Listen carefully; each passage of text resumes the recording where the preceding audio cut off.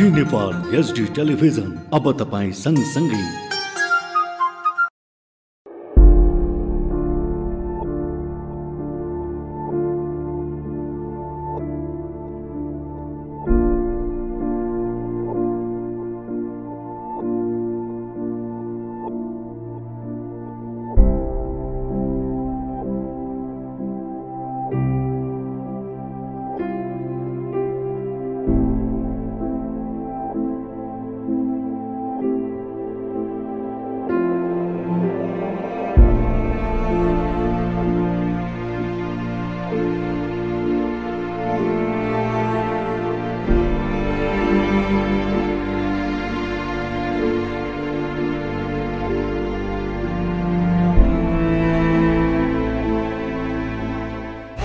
कार्यक्रम विपदमा यहाँलाई स्वागत छ।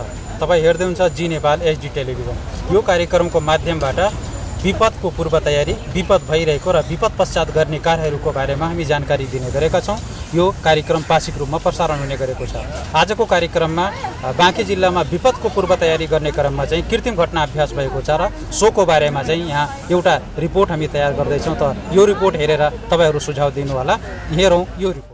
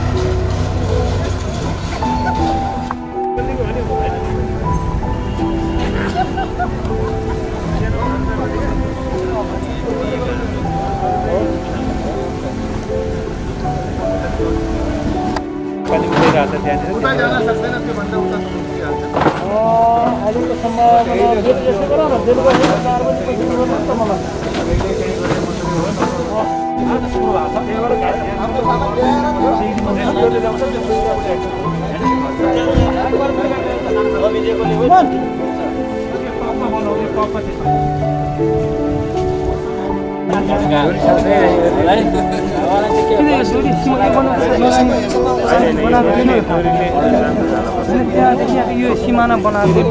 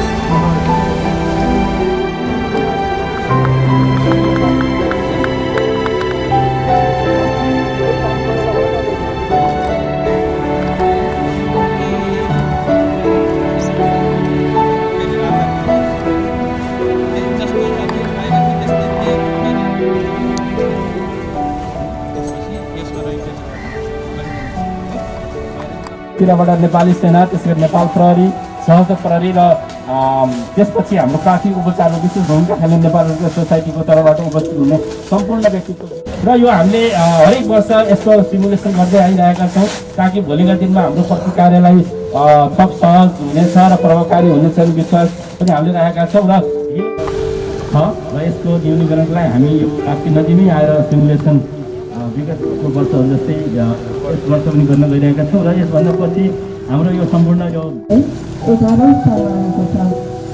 जलजन्य जोखिमको हिसाबले 30औं स्थानमा रहेको छ। समग्र विपद जोखिम स्थानमा 20औं स्थानमा रहेको छ। विपद डरलाग्दो र भयानक स्थिति हो जसले हरेक क्षेत्रमा प्रतिकूल असर पार्दछ र विगतबाट भइरहेको छ। उक्त बोटहरूको र प्रत्यक्षहरूलाई प्रयोग गरिन्छ।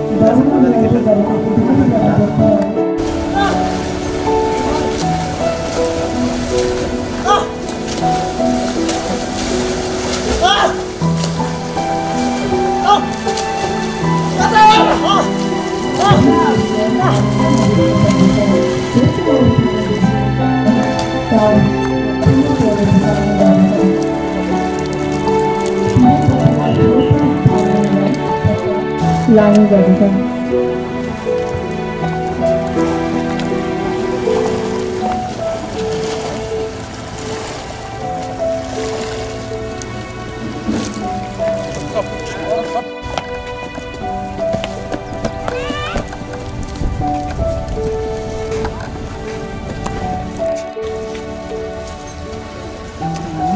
उद्धारको प्रक्रिया गर्दा गर्दै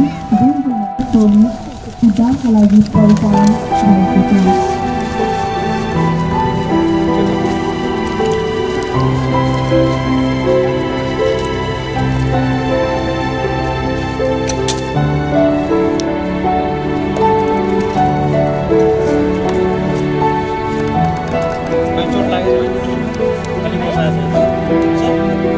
चोट लागेको छ? अरू कुनै परेशानी कता भइरहेछ? यो टिसर्ट निकाल्नु उठ्न सक्नुहुन्छ र बिस्तारै उठ्नुहोस् त।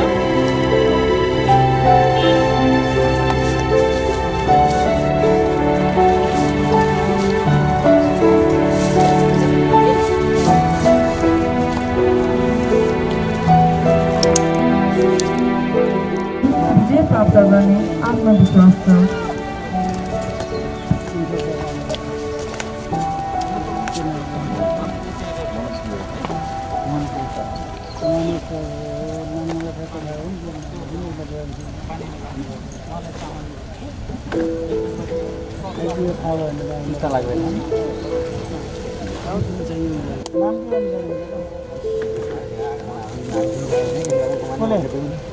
सफलतापूर्वक 2 जनाको उद्धार भएको छ। अस्पताल पुर्याउने गर्दछ।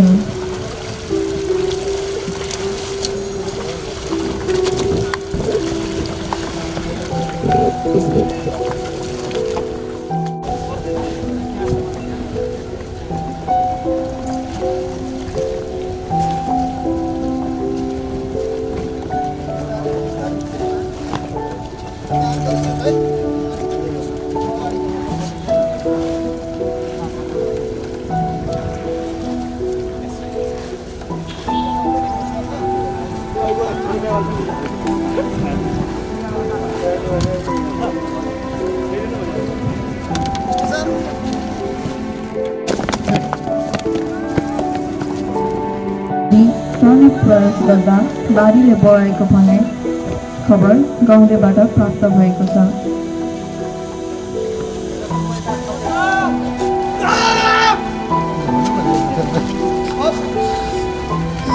सशस्त्र प्रहरी सहायक निरीक्षकको कमान्डमा नेपाली सेना, नेपाली प्रहरी र सशस्त्र प्रहरी बलले नेपालको 7 जना बोट टोली उद्धारको लागि परिचालन भएको छ। लगातार वर्षाले राप्ती नदीमा पानीको बहाव बढिरहेको छ। उद्धार कार्यमा खटिएका राष्ट्र सेवक आफ्नो ज्यानको समय पर्वाह नगरी खटिरहेका छन्।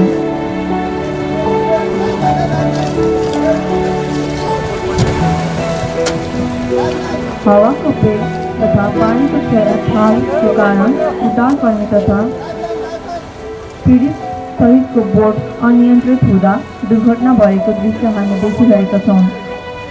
कहिलेकाहीँ विपद उद्धारकरणमा अचानक यस्ता किसिमका घटनाहरू गर्ने गर्दछन्, तर पनि विचलित नभई बहादुरीका साथ उद्धारकर्मीहरूले दुर्घटना भएको बोटलाई पहिलाको जस्तै अवस्थामा ल्याई सकुशल सुरक्षित स्थानतर्फ आइरहेको दृश्य पनि हामी देखिरहेका छौँ।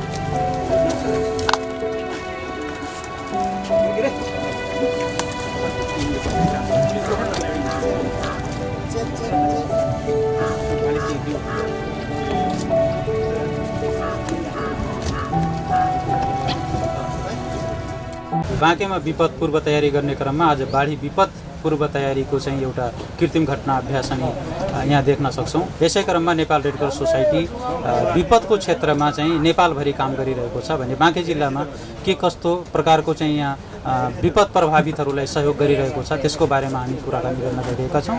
Nepal red cross society Banke जिल्ला शाखाका सभापति गोवर्धन सिंह सम्झनाजी हुनुहुन्छ। कार्यक्रममा स्वागत छ। विपदमा रेड क्रसले अग्रिम भूमिका खेलिरहेको अवस्था छ भने बाँके जिल्लामा के कस्तो प्रकारको चाहिँ विपदको क्षेत्रमा काम गरिरहेको छ यसो जानकारी गराइदिनु। अब के छ भने हामीले त चाहिँ गर्ने हो संयुक्त रूपले काम गर्ने हो, तैपनि नेपाल रेड क्रस सोसाइटीको आफ्नो नेसनल म्यान्डेटरी वेबाट हामी जहिले पनि चाहिँ विपदको लागि तयार भएर बसिरहेको छौँ। विशेष गरेर हाम्रो चाहिँ पालिका स्तरको समन्वय र पालिका स्तरमा चाहिँ के भन्छ भोलिन्टियरहरू त्यो पनि ट्रेन भोलिन्टियरहरूको चाहिँ के अरे तपाईँको चाहिँ तयारीहरू गर्ने तालिमको माध्यमबाट यसपछि विभिन्न किसिमको रिस्पोन्स मेकानिजमको निम्ति एनएफआइआरको कुराहरू हुन्छ त्यसमा अरू चाहिँ खाद्य भनौँ न सामान्य रेडी टु इट फुडहरूको चाहिँ के भन्छ कुराहरूलाई हामीले पालिकासँग अहिलेको परिप्रेक्षमा समन्वय गरेर तयार गरेर राखिराखेको हुन्छ विशेष गरेर चाहिँ हाम्रो चाहिँ के भन्छ काम गर्ने तौर तरिका हामी डिडिएमसीसँग मात्रै काम गरिरहेका हुन्छ जुन चाहिँ के भन्छ डिडिएमसी चाहिँ जिल्ला विपद पूर्व तयारी र क्राइसिस म्यानेजमेन्टको जुन छ त्यो चाहिँ सिडिओ साहबको चाहिँ अध्यक्षतामा बस्छ र अस्ति भर्खरै हाम्रो लगातार 2 बैठकले पनि हामीले चाहिँ त्यसको तयार गऱ्यौँ र अहिले चाहिँ यो वर्षको विपद पूर्व तयारी प्रतिकार पूर्व तयारीको हामीले पनि गऱ्यौँ कन्टिजेन्सी प्लानहरू हाम्रो रेडी भएर बसेछ र आज हामी चाहिँ त्यसैको सिलसिलामा विगत काम गर्ने कुरामा विभिन्न क्लस्टरहरूलाई समेटेर आफ्नो कुरा गर्छौँ र आज रेस्क्यु र चाहिँ यो तपाईँको प्रवेशको किनारमा हामी यो राप्तीको किनारमा आएर चाहिँ खेल्छ एक्चुअली चाहिँ रियल सिनेरीमा चाहिँ के कस्तो गर्न सक्छौँ भन्ने कुराको हामीले चाहिँ अभ्यास गर्न चाहियो हामीसँग स्रोत साधनका कुरा गर्ने क्रममा हामीसँग त्यस्तो प्रकारको यो विपद आइहाल्यो भने क्षमताको आधारमा के उपलब्धता हुन्छ रेड क्रसमा हामीले गर्ने त भन्नुहोस् एउटा मेन पावरहरू हो एउटा चाहिँ स्किल म्यानेजमेन्टहरू हाम्रो चाहिँ साथमा रहिरहेको हुन्छ ठाउँमा यो जिल्लाको कुरा गरिनेपछि अहिले हाम्रो एउटा गुड लक के छ कि भनेपछि हाम्रै जिल्लामा चाहिँ के छ एउटा केन्द्रको के अरे गोदामघरहरू छ हाम्रो भेगमा यो भेगमा र विशेष गरेर हामीलाई पऱ्यो भने गर्छौँ र हामीले हाम्रो जिल्लाको चाहिँ विपदको मापन गरेर अग्नि लागेको कृपा होस् चाहे के भन्छ तपाईँको फ्लोडिङको कुराहरू होस् यो सबैलाई चाहिँ गरेको निम्ति हामीले राप्ती पनि चाहिँ के भन्छ गोदामघरहरू राखेछौँ चाहे 2-250 चाहिँ हामीले चाहिँ एनएफआइआरको व्यवस्था गरेछौँ क्विक त्यहीँ भएपछि त्यही रिस्पोन्स गर्न सक्ने अवस्थाको सिर्जना होस् भन्ने हामीले चाहिँ गरिरहेको छौँ यस्तै गरेर हामी जिल्लामा पनि र हाम्रो 17वटा केही अहिले चाहिँ उपशाखाहरू हामीले कायम गरेछौँ ती 17 शाखाहरूमा पनि चाहिने जतिको चाहिँ भनौँ न एउटा क्विक रिस्पोन्स गर्ने सिस्टम इमर्जेन्सी रिस्पोन्सको लागि हामीले हाम्रो सामग्रीहरू र हाम्रो ट्रेन मेन पावरहरू राखेको तयार छ धन्यवाद समय दिनुभएको धन्यवाद विपदको बाँके जिल्लामा यदि बाढी आइहाल्यो भने वा अन्य कुनै विपद भएको खण्डमा त्यसैले हामी बाँके जिल्लाभरिमा र लगायत केन्द्रसम्म सूचना कसरी प्रवाह गर्छौँ भन्ने सन्दर्भमा चाहिँ हामी जानकारी दिन गइरहेका छौँ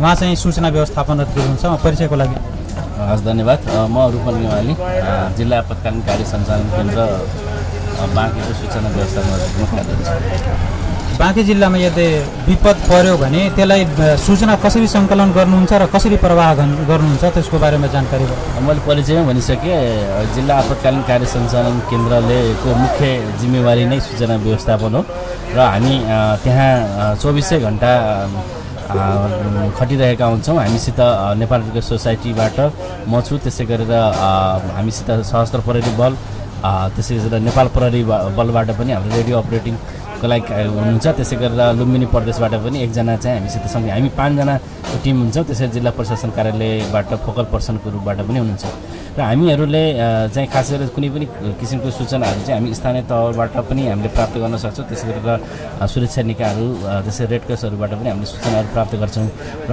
हरेक दिन हामी जिल्लामा भएका घटनाहरूको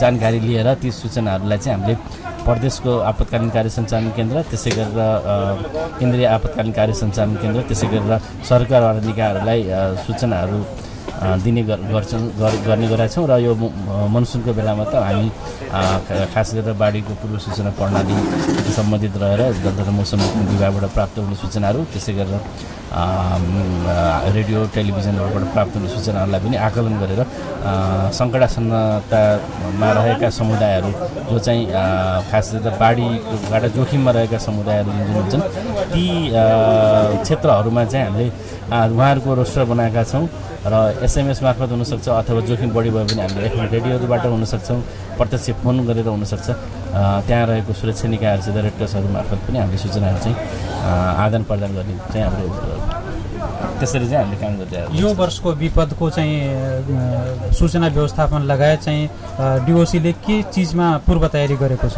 हामी हरेक वर्ष जिल्लाको यो विपद पूर्व तयारी प्रतिकारी योजना निर्माण गर्छौँ। त्यसै गरेर विगत 3 वर्षदेखि हामीले मनसुनलाई केन्द्रित गरेर मनसुनको पनि पूर्व तयारी प्रतिकारी योजना निर्माण गर्ने गर्छौँ, जुन चाहिँ हाम्रो 2078 साल ज्येष्ठको 31 गते हाम्रो जिल्ला विपद व्यवस्थापन समितिले पनि त्यो निर्णय गरिसकेको छ र 9वटा हाम्रो विषयगत क्षेत्रहरू हुन्छ। उहाँहरूले आफ्नो योजनाहरू बनाउनु भएको छ। त्यसै गरेर सरकारवाला निकायहरू, सुरक्षा निकायहरू, रेड क्रसको पनि आफ्नो योजनाहरू हुन्छ र सबैसित यो चाहिँ विपद व्यवस्थापन भन्ने कुरो एउटा निकाय मात्रैको होइन, यसमा सबैको सहयोग हुन्छ। त्यसै गरेर यो वर्ष हामीले सबै स्थानीय पालिकाहरूको पनि आफ्नै पूर्व तयारी प्रतिकार योजनाहरू निर्माणको क्रममा छौँ र 1 महिनाभित्रमा चाहिँ हाम्रो सबै स्थानीय तहहरूको आफ्नो पूर्व तयारी प्रतिकार योजनाहरू पनि निर्माण गर्छौँ। यसरी हामीले तयारी गरेका छौँ र आजै पनि हामीले अब यो सिमुलेसन गरेका छौँ। यो भनेको चाहिँ हामीसित भएको खास गरेर खोज तथा उद्धारका लागि चाहिने सामग्रीहरू कुन अवस्थामा छन्, हामीले प्रयोग गर्ने खोज तथा उद्धारमा प्रयोग गर्ने जनशक्तिहरू कुन अवस्थामा हुनुहुन्छ, उहाँहरूले कसरी काम गर्नुहुन्छ भन्ने कुराहरू र समन्वयको हिसाबले सबै सुरक्षा निकाय र विपदमा खटिने रेड क्रस जस्तो सङ्घ संस्थाहरूको सहभागितामा हामीले चाहिँ सिमुलेसन गरेको छ। यो भनेको चाहिँ भोलि विपद गइसकेपछि उद्धार गर्नको लागि, त्यसै गरी सूचना व्यवस्थापन गर्नलाई सहज होस् भन्ने नै हो र हामीलाई विश्वास के छ भने यो चोटिको मनसुनमा पनि विपदको त्यस्तो घटनाहरू भयो भने त्यसलाई चाहिँ हामीले पूर्व तयारी राम्रो गरेको कारणले गर्दाखेरि प्रतिकार्य र त्यसभन्दा पछिको व्यवस्थापनमा चाहिँ सहज हुन्छ भन्ने चाहिँ हामीले विश्वास राखेका छौँ। धन्यवाद समय दिनुभयो। विपदको चाहिँ तयारी गर्ने क्रममा चाहिँ अब हामी मौसमलाई एकदमै पूर्वानुमानका रूपमा लिन्छौँ र मौसमकै आधारमा चाहिँ सबै जनमानसलाई पनि सूचना प्रवाह गर्छौँ। त्यसको सन्दर्भमा चाहिँ एकजना यहाँ सर हुनुहुन्छ, म परिचयको लागि अनुरोध गरेँ। नमस्कार, म विनोद पराजुली, जल तथा मौसम विज्ञान कार्यालय बाँके कोलपुरको प्रमुख। यहाँ चाहिँ यदि नेपालमा वर्षायाम सुरु हुन्छ भने त्यस्ता प्रकारका सूचना मौसमको चाहिँ कसरी रिलिज गर्छौँ त्यसको बारेमा जानकारी गराइदिनु। अहिले जल तथा मौसम विज्ञान विभाग काठमाडौँमा रहेको मौसम पूर्वानुमान महाशाखा र काठमाडौँमै रहेको बाढी पूर्वानुमान महाशाखा, 2वटा महाशाखा मार्फत 3 दिनसम्मको आगामी 3 दिनसम्मको मौसम पूर्वानुमान र बाढी पूर्वानुमान गर्ने गरिन्छ। हरेक दिन बिहान 6 बजे र त्यसलाई चाहिँ बुलेटिनको रूपमा जारी गर्ने गरिन्छ, वेबसाइटमा राखिन्छ र त्यो चाहिँ गृह मन्त्रालय स्थित राष्ट्रिय विपद जोखिम न्यूनीकरण तथा व्यवस्थापन प्राधिकरणसम्म पुग्छ र त्यसमार्फत चाहिँ 77वटै जिल्लामा चाहिँ त्यो प्रवाह हुन्छ। सँगै प्रदेशमा पनि प्रवाह हुन्छ र जिल्ला मार्फत चाहिँ स्थानीय तह, स्थानीय सरकारहरूसम्म प्रवाह हुने एउटा सरकारी संयन्त्र छ। अर्को चाहिँ सिधै मिडिया मार्फत चाहिँ सूचना दिने प्रबन्ध चाहिँ गरिएको छ। सबै मिडिया, नेसनल लेभलका सबै मिडियाहरूलाई र हामीले पनि कोहलपुरमा रहेर यस क्षेत्रका मिडियाहरूलाई चाहिँ सूचना दिनुको लागि डिओसी मार्फत चाहिँ प्रबन्ध मिलाएको छौँ। यो वर्षको बाढीको चाहिँ पूर्वानुमान के गरिएको छ?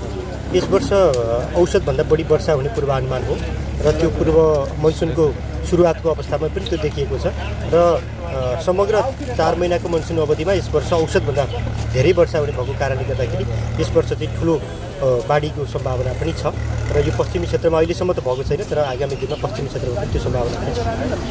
ओके, समय दिनुभयो, धन्यवाद सर। हस्, धेरै धन्यवाद। राम्रो योजना, राम्रो समन्वयमा त्यसपछि रियल टाइम सिनारियोमा आधार रहेर गरेको सञ्चालन गरेको यो अभ्यास थियो, जसमा रेड क्रसले पनि आफ्नो त्यसपछि झन्डासहितको टेन्टमा खोज तथा उद्धार गरेर आएका बिरामीहरूलाई प्राथमिक उपचारको कार्यक्रमहरू चाहिँ गरेको थियो। त्यसकारण आजको यो कार्यक्रम एकदमै आज भएको यस सिमुलेसन कार्यक्रममा सर्वप्रथम जुन रूपमा सहभागी भएर यो कार्य गर्नुभएको छ त्यो कार्यमा संलग्न सबै व्यक्तित्वहरूलाई धन्यवाद दिन चाहन्छु। राप्ती नदी, त्यस्तै डुलुवा नदी, मानखोला लगायतका ससाना नदी अथवा खोलाहरूबाट वर्षेनी यी घटनाहरू भइरहेका छन्, जसले गर्दाखेरि विपद आइसकेको छ र तटीय क्षेत्रमा रहेका व्यक्तिहरू यो विपदबाट फसिरहेको अवस्था हामीले बेहोर्दै आइरहेका छौँ अथवा बाँके जिल्लाले बेहोर्दै आइरहेको अवस्थामा भोलिका दिनहरूमा पनि त्यो अवस्था आउन सक्दछ र हाम्रो तयारी के कस्तो अवस्थामा रहिरहेको छ भन्ने कुरालाई आजको अभ्यासले हामीलाई जोगजगाएको पनि छ र हामीहरू बिचको समन्वय सहकार्यमा त्यस्ता विपदमा रहेका व्यक्तिहरूलाई जति सक्दो छिटो सुरक्षित स्थानमा लिएर आउनको लागि सहयोग पुर्याउनेछ र त्यसको साथसाथै हामीले तटीय क्षेत्रमा रहने त्यस्ता व्यक्तिहरूलाई जब बाढी आउने कुराहरूको जानकारी गराइसकेको अवस्थामा ती व्यक्तिहरू त्यस्ता क्षेत्रहरूबाट आफू सुरक्षित ठाउँमा जानको लागि पनि उहाँहरूलाई अनुरोध गर्दछु र भोलिका दिनहरूमा सकेसम्म जब सूचना प्राप्त गरिसकेपछि दाउराहरू लिने त्यस पछाडि पौडी खेल्ने माछा मार्ने लगायतका क्रियाकलापमा नजानका लागि स्थानीय तह मार्फत पनि सूचनाहरू प्रवाह गर्ने साथै गाउँ क्षेत्रमा रहेका ट्रेन म्यान पावरहरू हुनुहुन्छ उहाँहरूले पनि त्यो अवस्थामा सर्वप्रथम त उहाँहरू पहिलो फेजमा त्यहाँ पुगेर त्यो कार्यहरू गर्नुपर्ने पनि हुन्छ ताकि पनि रहनु भएको छ। त्यस पछाडि नजिकमा रहेका हामी सुरक्षा फौज लगायत सम्पूर्ण टोलीहरू आइपुग्नेछौँ र उहाँहरूको सकुशल उद्धारहरू गर्ने नै छौँ। त्यसरी आजको यस सिमुलेसनले हामीलाई भोलिका दिनहरूमा हामीले गर्नुपर्ने क्रियाकलापमा कहीँ त्यस्ता कमी कमजोरीहरूमा सच्याउने अवसर पनि प्राप्त भएको छ, जसले गर्दाखेरि अझ सुरक्षित तरिकाले ती व्यक्तिहरूलाई जति सक्दो छिटो संरक्षित क्षेत्रमा लैजाने, लगिसकेपछि उहाँहरूको उपचारात्मक रूपमा पनि अगाडि लैजान जसरी रेडक्रस तयारी अवस्थामा रहिरहेकोमा रेडक्रस कर्मीहरूलाई पनि म धन्यवाद दिन चाहन्छु र म धेरै लामो भन्दा पनि भोलि व्यवहारमा यी कुराहरूलाई हामीले आजको यो सिमुलेसनमा चाहिँ जसरी गरेका थियौँ त्योभन्दा पनि अझ फास्ट तरिकाबाट हामी जानुपर्ने अवस्था हुनसक्छ। सबै निकायहरू त्यही अनुसारको तयारीमा रहनको लागि आग्रह गर्दै आजको यो कृत्रिम अभ्यास कार्यक्रमलाई यही अन्त्य भएको घोषणा गर्न चाहन्छु। धन्यवाद।